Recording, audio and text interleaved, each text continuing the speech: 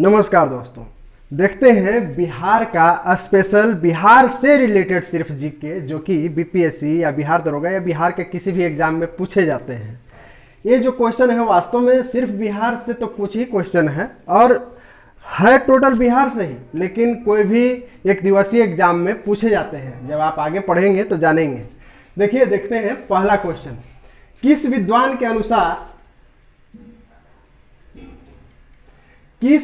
के अनुसार कलिंग युद्ध का मुख्य कारण हाथियों के क्षेत्र को प्राप्त करना था? तो ये जो है कौटिल्य के अनुसार जो कलिंग युद्ध हुआ, अशोक ने जो कलिंग युद्ध पर कलिंग पर चढ़ाई किया था, जो कि 13वें शिलालेख में है, तो कौटिल्य के अनुसार कलिंग युद्ध का मुख्य कारण था हाथी वहां खूब पाया जाता था। आज जो कलिंग है उस समय वो क्या था, आज जो उड़ीसा है वही उस समय कलिंग कहलाता था। तो कलिंग की राजधानी थी तोसाली और वहां शासक कौन शासन कर रहे थे? खारवेल। कौन? खारवेल। तो ये जो देख रहे हैं ये हाथियों के कारण कौटिल्य के अनुसार, कौटिल्य का दूसरा नाम चाणक्य भी, विष्णुगुप्त भी तक्षशिला विश्वविद्यालय के स्टूडेंट थे, उनके अनुसार जो मुख्य कारण था लड़ाई का वो कौन सा कारण था? हाथियों का क्षेत्र, ताकि हम अधिक से अधिक शक्तिशाली हो सके। ठीक है, तो ये इसका आंसर क्या हो जाएगा? कौटिल्य या चाणक्य, ठीक है, या विष्णुगुप्त। चाणक्य का ही एक अन्य नाम था, एक दूसरा नाम था विष्णुगुप्त। ठीक है, जैसे आप लोग का कई नाम होता है ना, उसी तरह से। अच्छा, चाणक्य ने एक पुस्तक लिखी थी, किताब लिखी थी, और उस किताब का नाम है अर्थशास्त्र। हालांकि नाम है अर्थशास्त्र, लेकिन उसमें अर्थशास्त्र से संबंधित बात नहीं है, राज्य व्यवस्था से कि एक राजा को कैसे राज चलाना चाहिए। और उसमें 15 अधिकरण यानी कि 15 पाठ, लेसन और 180 प्राधिकरण है। मतलब 180 कह लीजिए कि और अलग अलग टॉपिक, फिर पाठ को अलग अलग टॉपिक में बांटा गया है। तो 15 अधिकरण और 180 क्या? प्राधिकरण। नेक्स्ट देखते हैं, उदयपुर झील बिहार के किस जिले में है? तो उदयपुर झील जो है बिहार के पश्चिम चंपारण में है। कहां? पश्चिम चंपारण। ये जो है पिछले बार बीपीएससी में उदयपुर झील के बारे में पूछ दिया था और ऑप्शन में दे दिया था उदयपुर भी। अब लोग उदयपुर, अधिकतर लोग ऐसे थे जो उदयपुर पर धर के गोलियां दिए थे। उदयपुर झील जैसे ही आया तो लोग समझे राजस्थान में जो उदयपुर है वहीं वाला ये दिया है, लगता है कि हर लोग टकटका दिए, रंग दिए धर के, जबकि है कहाँ? पश्चिम चंपारण। तो इसको याद रखिएगा, अक्सर लोग क्या करते हैं, कंफ्यूज होते हैं।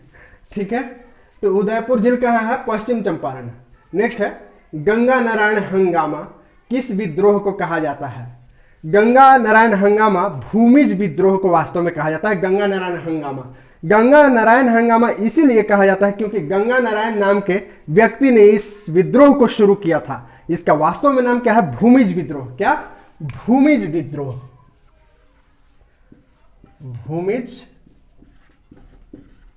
विद्रोह।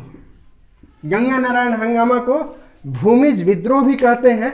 वास्तव में उस समय, हालांकि आज बंगाल, पश्चिम बंगाल अलग है, तो उस समय बंगाल के मिदनापुर में यह विद्रोह हुआ था। आज मिदनापुर उस जगह को कहते हैं। ठीक है, आज भी मिदनापुर जाना जाता है। तो भूमिज विद्रोह वास्तव में उस समय तो बिहार, बंगाल, उड़ीसा सब एक ही में था। ठीक है, एक ऐसा भी समय था बिहार, बंगाल, उड़ीसा, झारखंड और असम सब पूरे एक था और बंगाल कहलाता था। चलिए नेक्स्ट देखते हैं, प्रिंस ऑफ वेल्स पटना कब आए थे? प्रिंस ऑफ वेल्स पटना कब आए थे? ये इंग्लैंड के जो राजकुमार होते हैं, युवराज होते हैं, उनको प्रिंस ऑफ वेल्स की उपाधि दी जाती है। ये आए थे 22 दिसंबर 1921 को। कब आए थे पटना? 22 दिसंबर 1921। 22 दिसंबर 1921 में। कौन? Prince of Wales. नेक्स्ट है, रॉबर्ट क्लाइव ने किस भारतीय को बिहार का नायब दीवान बनाया? तो ये बनाया शिताब राय को। किसको? शिताब राय।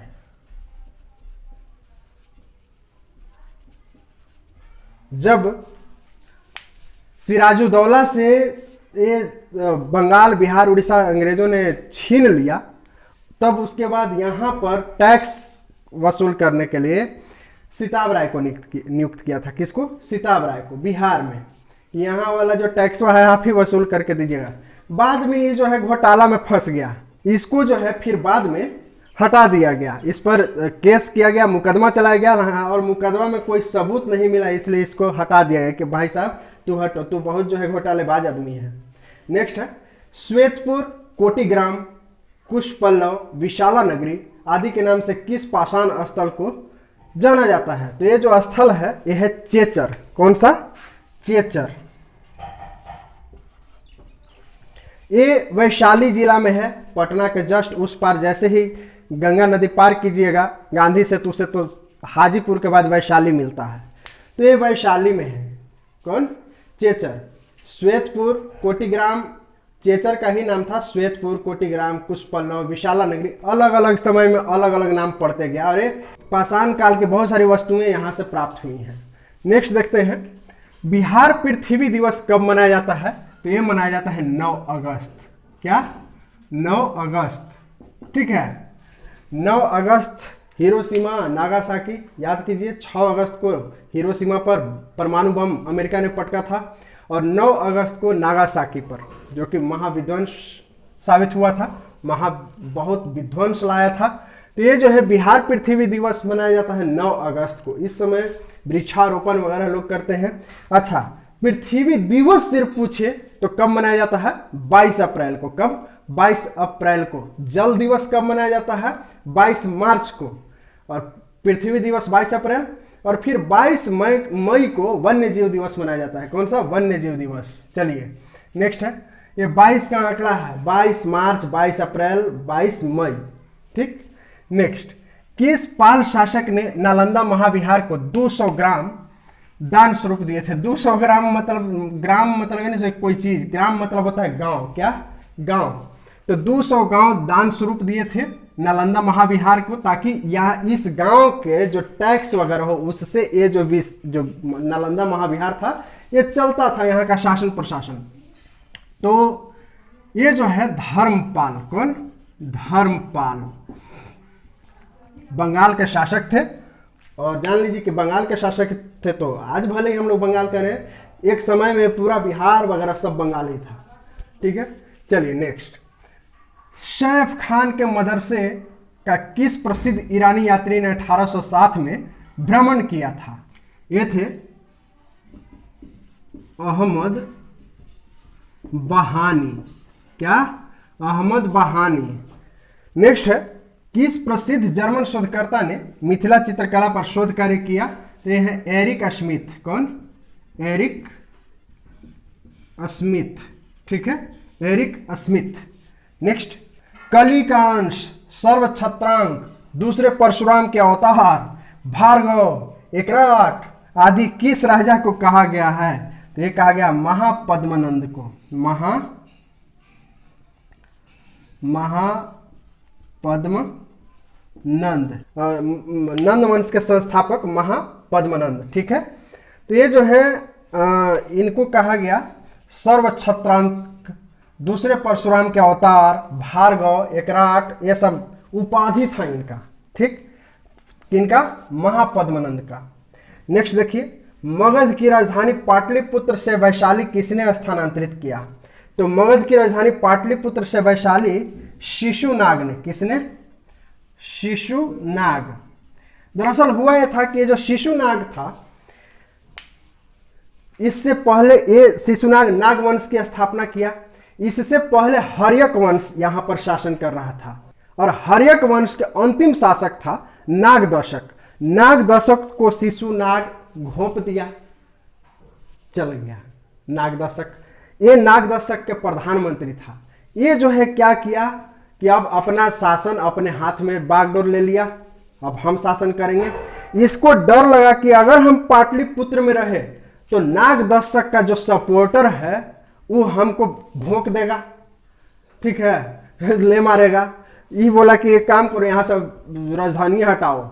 तो सबसे पहले तो था राजगृह, उदयन लाया था इसको पाटलिपुत्र, और शिशुनाग और गंगा ऊपर ले गया वैशाली। ठीक है, कहाँ? वैशाली। बोला कि इधर मत रखो, इधर कोई घोंप देगा, बड़ी जो है इधर हम बदमाशी किए तो हमरो साथ कोई कर सकता है। चलिए नेक्स्ट देखिए, पाटलिपुत्र को किस राजा ने सर्वप्रथम, अच्छा एक और चीज जानिए कि जो शिशुनाग वंश, शिशुनाग है, इसी का बेटा कालाशोक था। जो कालाशोक है उसी के समय में द्वितीय बौद्ध संगीति हुई थी। द्वितीय बौद्ध संगीति यानी कि बौद्ध लोगों का मीटिंग, पूरा विश्व में जितने भी बौद्धिस्ट थे एक जगह जमा हुए, ठीक है। तो दूसरा बौद्ध संगीति किसके समय में? कालाशोक के समय में। किसके समय में? कालाशोक के समय में, ठीक। नेक्स्ट, और चूंकि इसका राजधानी था वैशाली, तो वैशाली में ही हुआ था द्वितीय बौद्ध संगीति। सबसे पहला बौद्ध संगीति कहाँ हुआ? राजगृह, क्योंकि उस समय राजधानी राजगृह थी, ठीक है। उसके बाद फिर वैशाली, चूंकि राजधानी वैशाली। उसके बाद पाटलिपुत्र, क्योंकि वैशाली से वापस पाटलिपुत्र राजधानी हो गया था। और सबसे लास्ट में जम्मू कश्मीर, कुंडग्राम में। कहाँ? कुंडग्राम, वहां राजधानी नहीं थी, बस वहां हो गया था।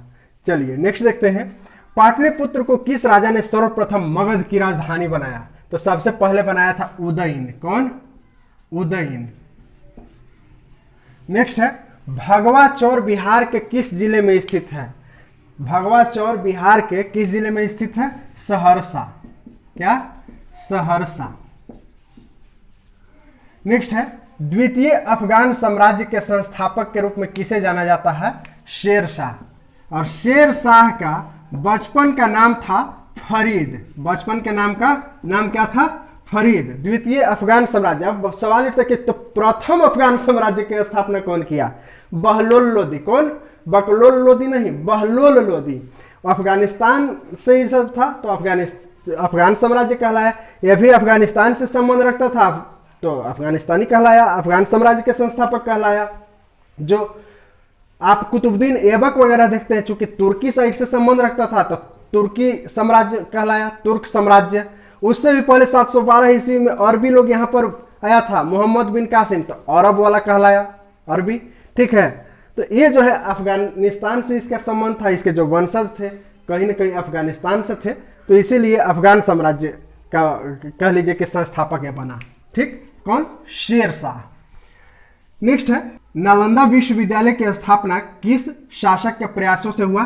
कुमारगुप्त प्रथम। कौन? कुमारगुप्त प्रथम, ठीक है। ये जो है गुप्त वंश का था। नेक्स्ट देखते हैं, मगध में 12 वर्षों का भीषण अकाल किसके शासनकाल में आया? तो ये आया था चंद्रगुप्त मौर्य के समय में। किसके? चंद्रगुप्त मौर्य। चंद्रगुप्त मौर्य ही नंद वंश को खत्म किया था और फिर शासन पर अपना शासन साम्राज्य, मतलब कह लीजिए कि नंद वंश के बाद चंद्रगुप्त मौर्य ने शासन किया। और इसके समय में 12 साल का भयंकर अकाल पड़ा। लोग इतना मरा कि समझ में नहीं आया कितना मरा, ठीक है। अब ये जो है सोचा कि कितना दुख देखे दुनिया में, हम जिस प्रजा की सेवा करते हैं वही नहीं रहा तो हम किस काम का।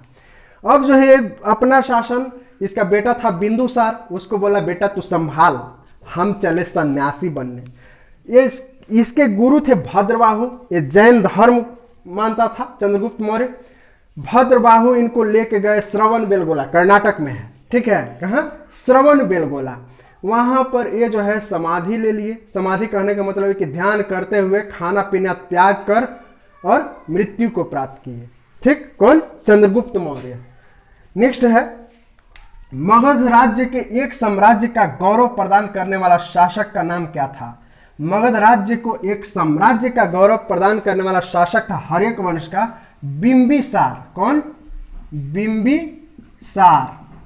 एक है बिंदुसार, वो है मौर्य वंश का, चंद्रगुप्त का बेटा, और ये है बिंबिसार। कौन? बिंबिसार। ये मगध साम्राज्य का वास्तविक संस्थापक था, ठीक है, हर्यक वंश का। नेक्स्ट, बिहार में ग्रेफाइट किस जिले में पाया जाता है? तो ये पाया जाता है जमुई में। कहाँ? जमुई में। जब हम लोग ज्योग्राफी बिहार का पढ़ेंगे तो उसमें कॉन्सेप्ट ही क्लियर हो जाएगा कि जमुई में ही क्यों पाया जाता है ग्रेफाइट।